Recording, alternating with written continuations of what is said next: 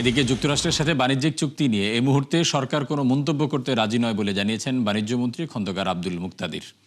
সিলেট এক অনুষ্ঠানে মন্ত্রী বলেন, এই চুক্তি নিয়ে পক্ষে বিপক্ষে নানা যুক্তি রয়েছে, যথাসময়ে এ নিয়ে আনুষ্ঠানিকভাবে নিজেদের অবস্থান জানানো হবে। এ সময় ভারতের সাথে বাংলাদেশের অর্থনৈতিক সম্পর্কের গুরুত্ব তুলে ধরেন তিনি। বলেন, প্রতিবেশী দেশ হিসেবে ভারতের কাছ থেকে বাংলাদেশ আরও বেশি সহযোগিতা ও সুবিধা প্রত্যাশা করে। আধুনিক ডিজিটাল প্রযুক্তি ও সেবা খাতে ভারত বাংলাদেশের পাশে আরও সক্রিয় হবে বলেও আশা করেন শিল্প ও বাণিজ্যমন্ত্রী।